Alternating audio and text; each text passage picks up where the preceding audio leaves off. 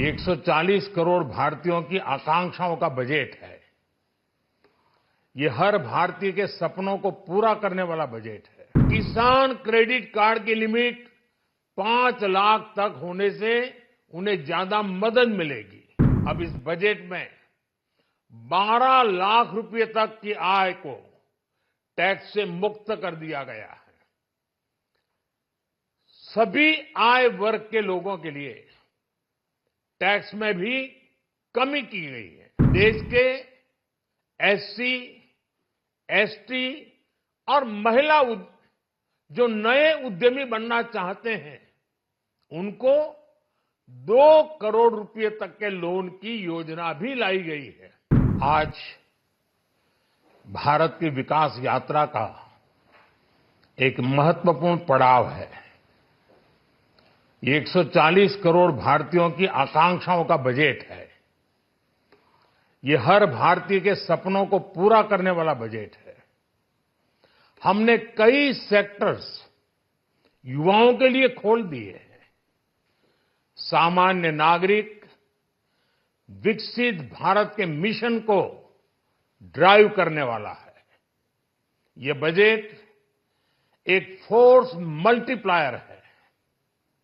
ये budget savings को बढ़ाएगा, इन्वेस्टमेंट को बढ़ाएगा,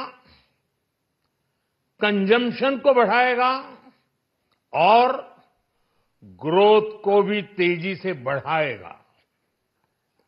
मैं वित्त मंत्री निर्मला सीतारमण जी और उनकी पूरी टीम को इस जनता जनार्दन का बजट, पीपल्स का बजट, इसके लिए बहुत बहुत बधाई देता हूं। साथियों, आमतौर पर बजट का फोकस इस बात पर रहता है कि सरकार का खजाना कैसे भरेगा, लेकिन ये बजट उससे बिल्कुल उल्टा है। लेकिन ये बजट देश के नागरिकों की जेब कैसे भरेगी, देश के नागरिकों की बचत कैसे बढ़ेगी और देश के नागरिक विकास के भागीदार कैसे बनेंगे, ये बजट इसकी एक बहुत मजबूत नींव रखता है। साथियों, इस बजट में रिफॉर्म की दिशा में महत्वपूर्ण कदम उठाए गए हैं। न्यूक्लियर एनर्जी में प्राइवेट सेक्टर को बढ़ावा देने का निर्णय बहुत ही ऐतिहासिक है।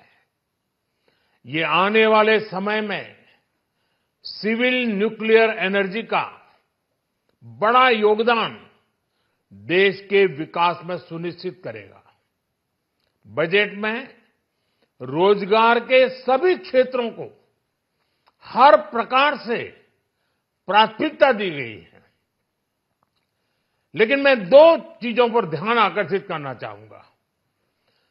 उन रिफॉर्म्स की मैं चर्चा करना चाहूंगा जो आने वाले समय में बहुत बड़ा परिवर्तन लाने वाले हैं।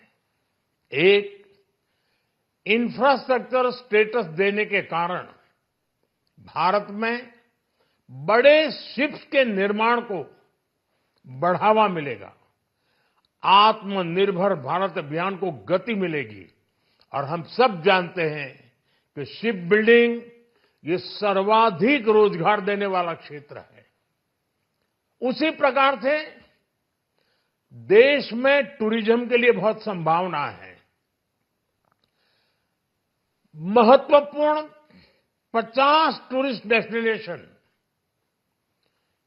वहां पर जो होटल्स बनाएंगे, उस होटल को पहली बार इंफ्रास्ट्रक्चर के दायरे में लाकर टूरिज्म पर बहुत बल दिया है। इससे हॉस्पिटैलिटी सेक्टर को, जो रोजगार का बहुत बड़ा क्षेत्र है, और टूरिज्म जो रोजगार का सबसे बड़ा क्षेत्र है, एक प्रकार से चारों तरफ रोजगार के अवसर पैदा करने वाला एक क्षेत्र को ऊर्जा देने वाला काम करेगा। आज देश विकास भी, विरासत भी इस मंत्र को लेकर चल रहा है। इस बजट में भी इसके लिए भी बहुत महत्वपूर्ण और ठोस कदम उठाए गए हैं।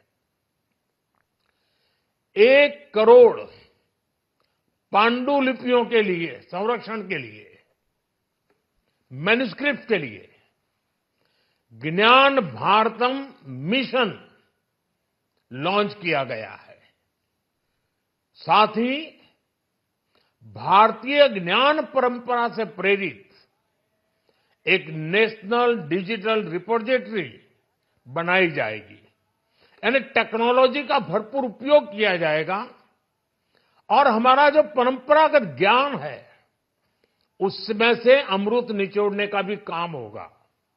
साथियों, बजट में किसानों के लिए जो घोषणा हुई है वो कृषि क्षेत्र और समूची ग्रामीण अर्थव्यवस्था में नई क्रांति का आधार बनेगी। पीएम धन धान्य कृषि योजना के तहत 100 जिलों में सिंचाई और इंफ्रास्ट्रक्चर का डेवलपमेंट होगा। किसान क्रेडिट कार्ड की लिमिट 5 लाख तक होने से उन्हें ज्यादा मदद मिलेगी। साथियों, अब इस बजट में 12 लाख रुपए तक की आय को टैक्स से मुक्त कर दिया गया है। सभी आय वर्ग के लोगों के लिए टैक्स में भी कमी की गई है। इसका बहुत बड़ा फायदा हमारे मिडिल क्लास को, नौकरी पेशे करने वाले जिनकी आय बंधी हुई है ऐसे लोगों को, मिडिल क्लास को इससे बहुत बड़ा लाभ होने वाला है। उसी प्रकार से जो नए नए प्रोफेशन में आए हैं, जिनको नए नए जॉब मिले हैं, इनकम टैक्स की ये मुक्ति उनके लिए एक बहुत बड़ा अवसर बन जाएगी। साथियों, इस बजट में मैन्युफैक्चरिंग पर 360 डिग्री फोकस है ताकि एंटरप्रेन्योर्स को, एमएसएमईज को, छोटे उद्यमियों को मजबूती मिले और नई जॉब पैदा हो। नेशनल मैन्युफैक्चरिंग मिशन से लेकर clean tech, leather, footwear, toy industry जैसे अनेक सेक्टर्स को विशेष समर्थन दिया गया है। लक्ष्य साफ है कि भारतीय प्रोडक्ट्स ग्लोबल मार्केट में अपनी चमक बिखेर सके। साथियों, राज्यों में इन्वेस्टमेंट का एक वाइब्रेंट कॉम्पिटिटिव माहौल बने, इस पर बजट में विशेष जोर दिया गया है। एमएसएमईज और स्टार्टअप के लिए क्रेडिट गारंटी को दोगुना करने की घोषणा भी हुई है। देश के एससी, एसटी और महिला जो नए उद्यमी बनना चाहते हैं उनको 2 करोड़ रुपए तक के लोन की योजना भी लाई गई है और वो भी बिना गारंटी। इस बजट में न्यू एज इकोनॉमी को ध्यान में रखते हुए गीग वर्कर्स के लिए बहुत बड़ी घोषणा की गई है। पहली बार गीग वर्कर्स का ई श्रम पोर्टल पर रजिस्ट्रेशन किया जाएगा। इसके बाद इन साथियों को स्वास्थ्य सेवा और दूसरी सोशल सिक्योरिटी स्कीम्स का लाभ मिलेगा।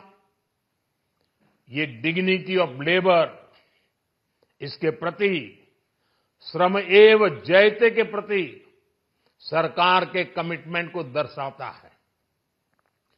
रेगुलेटरी रिफॉर्म से लेकर फाइनेंशियल रिफॉर्म्स, जन विश्वास 2.0 जैसे कदमों से मिनिमम गवर्नमेंट और ट्रस्ट बेस्ड गवर्नेंस के हमारे कमिटमेंट को और बल मिलेगा। साथियों, ये बजट न केवल देश की वर्तमान आवश्यकताओं को ध्यान में रखता है, बल्कि हमें भविष्य की तैयारी करने में भी मदद करता है। स्टार्टअप के लिए deep tech fund, geospatial mission और न्यूक्लियर एनर्जी मिशन ऐसे ही महत्वपूर्ण कदम है। मैं सभी देशवासियों को एक बार फिर इस ऐतिहासिक पीपल्स बजट की बधाई देता हूं और फिर एक बार वित्त मंत्री जी को भी बहुत बहुत बधाई देता हूं।